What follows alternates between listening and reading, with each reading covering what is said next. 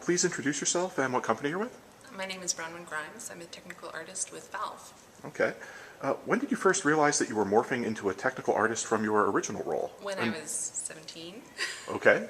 I actually took a break from my high school to go to a college course. I was lucky because my mom was an instructor, so I had a bit of an in there, but I took a 5-month intensive course on 3D animation.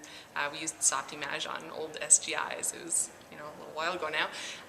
But my animation that I did there was a pair of hands manipulating cards, and at the time I thought I wanted to be a character animator, because who doesn't want to be a character animator? It's like a glamorous seeming job, and we had a person from the games industry come in, look at my animation. He said, "You're not going to make it as a character artist, but I'm really interested in the way you worked out the interactions between the hands and the cards. Have you thought about being a technical director?" And at that point, I hadn't even realized such a role existed, and I was interested in programming. I always had been. And so just realizing that such a thing was out there, it became my career goal ever since I was 17. That's really cool. So can you provide an example from a project you worked on that required your specific skills as a technical artist to solve? So we talked about this briefly before the video. I don't have, it's kind of hard to say a specific example. Okay, several examples.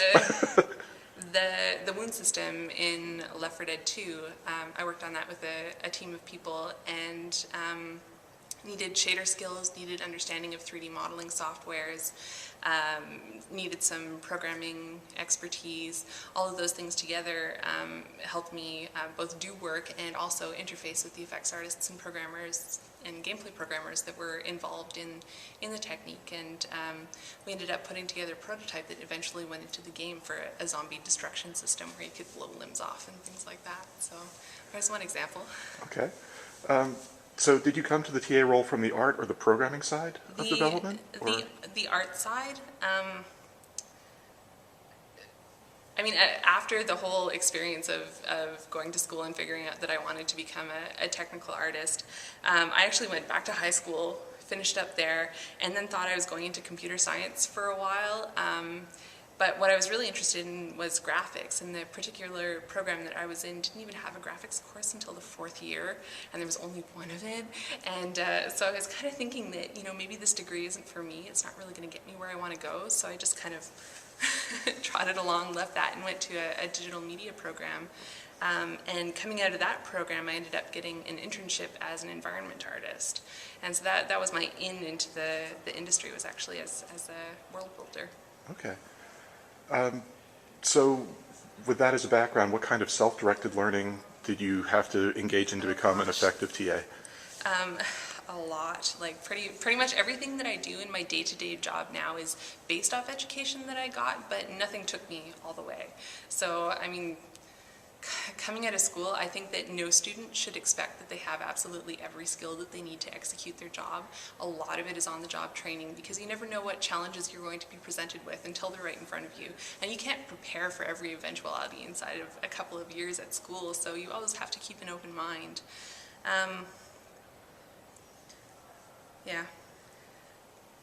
I think that answers your question. I've lost the thread. What was the question? I don't even remember. What kinds of self-directed learning? Oh, right. Well, the other thing that I wanted to say to that point is that at the time I went to school, I actually had to kind of design my own education. I talked about going to university for computer science and then leaving that to do a digital media program. On top of that, I also took courses at a local art school, and so, you can never stop learning, and you should never put the responsibility in the hands of anyone else to give you all of the tools that you need for your career. A good counselor at your school can kind of point you in the right directions, but ultimately it's every person's responsibility to make sure that they're properly educated. So that means that if you have an interest, you should follow it. Don't wait for someone to just plop the information in front of you. Sometimes, you have to do investigation on your own. Particularly in this industry, when stuff is, constantly new, you always have to be on the bleeding edge, and that means you have to be out there seeking information. I'm sorry, I'm going to edit this out, but that was freaking awesome. That's what my students need to hear. So, okay. But you can't tell them that because I do tell them that. It's like, don't expect me to teach you everything, but, anyway, I think game education, I'm not going to say that.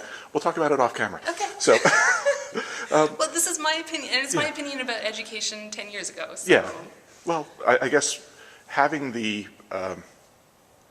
drive to create your own major is something I don't see happening a lot with my current patch of students. I don't know if I had that when I was an I'm not undergrad. even sure how much that's actually encouraged by schools. I don't I have think it enough makes too much visibility work. into it to know. Yeah, I think it throws people off. I mean, that gets held off till you get to your master's level, but bachelor's Right. students, it's, we're just stamping them out. I'm gonna have to edit that out. You are. Okay.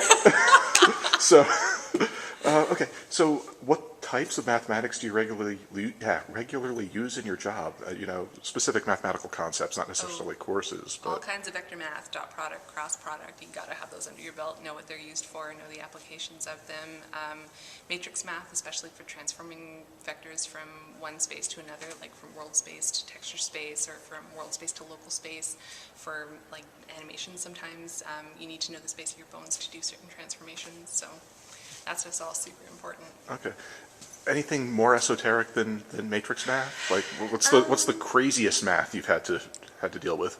Well, I have had to deal with some calculus, having to do with some simulations work, but that's kind of It's not the fun stuff. It's sort of, I love calculus. Calculus is the fun stuff. Okay. I mean, for me, I love matrix math. I love discrete math, but calc is just like, well, everyone does calc. Well, I mean, calculus is going to help you, particularly if you're into shader programming. Oh, okay. Because you need to It know how changes to over time. integrate the contribution of the light over surface. That's calculus right there. So. I stand corrected. Okay. So what low-level technical concepts did you really have to grok to become an effective TA? Like, you've been in the industry for a while, so as new things have come up, where have the challenges been? I'm so deep in it, I don't even know how to answer that question. It's really hard without being an outsider to identify what might be interesting to your students, just because there's so much. Well, I think you should be familiar with the tools that your artists use. That's not necessarily a low-level concept, but I mean, if you're going to write shaders, you should also be able to create something in ZBrush. I mean, it's important to be able to create your own content to test out and prove out ideas. Okay, that's the first time I've had someone take that approach on that question. That's interesting. And very useful. I went the opposite way. I'm like, the high-level stuff, that's important. Well, no, I think I may have gone too low level. So what artistic principles did you have to come up to speed with or train yourself in to become an effective TA? Kind of go on the other side. Also, like doing the ZBrush stuff? But Color theory, composition, anatomy, hugely important. Okay. Hugely important to learn anatomy. I'm actually learning more not as we speak, but around this time period. I'm taking a course that's an écorché course that's learning the anatomy of the human beings from the inside out. So we build all of the skeleton in clay, and then we build the muscles on top of it. And on top of that, knowing, particularly if you're going to be a rigger, knowing the limits of motion of the human body and how the joints work, and all of that stuff is really important. okay. If there was one thing you could tell academics about the role of a technical artist, what would it be? What do we need to know? Well, you're probably going to have to edit this out too. I really think that the most important skill that a technical artist can have is to be able to learn. I don't think that any technical artist can ever say that their skill set is finished, not ever. Partly because stuff is changing so much, but partly because the more you know, the better you can do your job.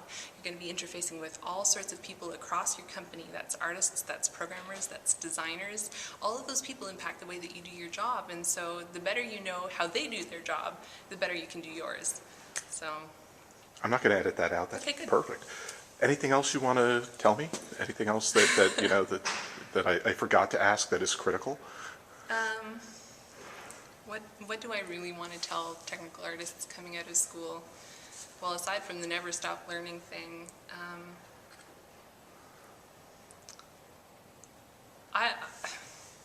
some people might disagree with me, but I would really like for technical artists never to have job descriptions. I think it's actually really destructive for technical artists to be constrained in that way, because part of what we have to do is go out and find problems and solve them. And if it's a problem that's not inside of your purview as your job description, you're actually shackled. You can't solve that problem, and that's bad for everybody at your company. So I think that technical artists should kind of keep that little piece of info in their back pockets a little bit. And if they get hired on and someone disagrees with them, they should keep an eye out for ways to prove that, that they can do their jobs better if they're less constrained. Thank you very much. Yeah, you're welcome.